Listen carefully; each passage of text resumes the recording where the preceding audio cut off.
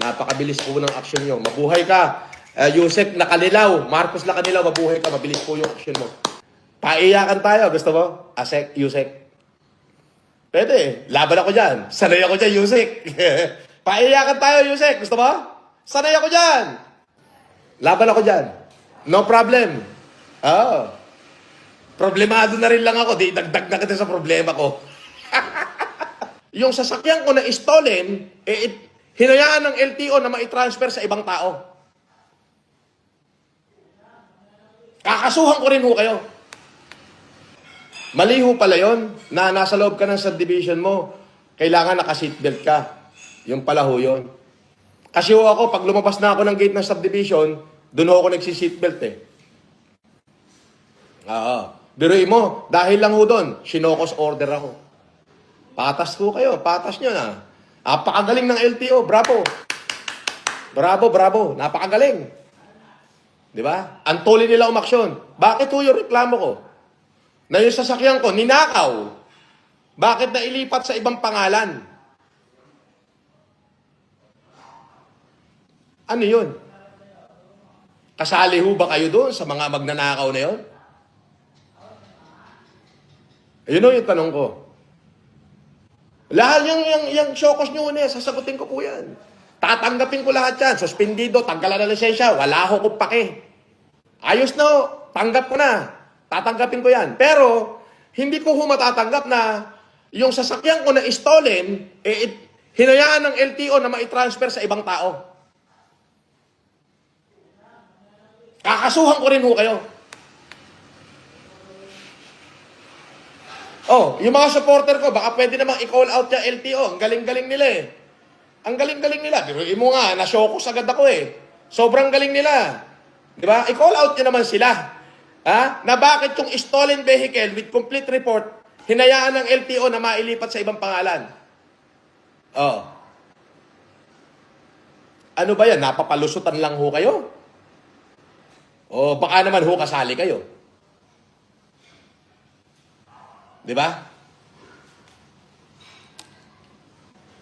Magandang gabi ho. Yun lang. At maraming salamat pa rin ho doon sa mga basher ko kasi nakikita nyo ho yung mali, maitatama ko ho.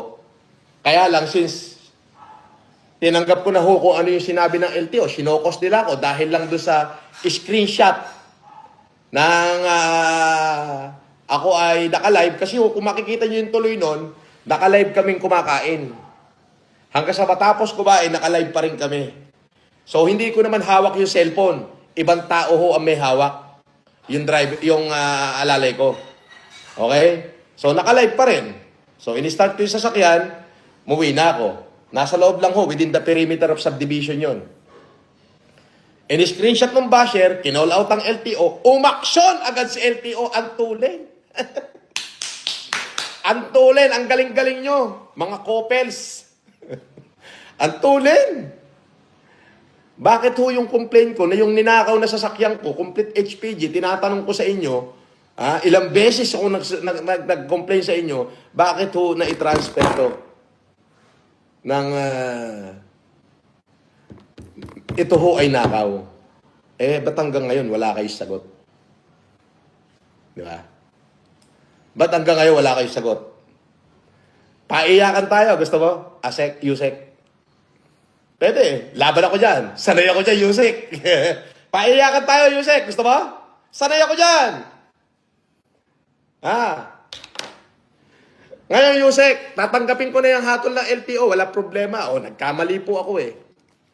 Pero hindi ko po kayang tanggapin na yung sasakyan ko na kinumplain ko sa inyo na i-transfer nyo sa ibang tao ay hindi ho ako papayag na ma-unnotice yun. Kakasuhan kita.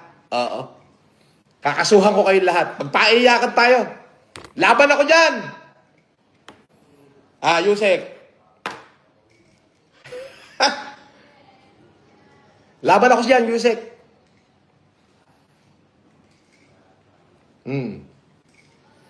Laban ako dyan. No problem.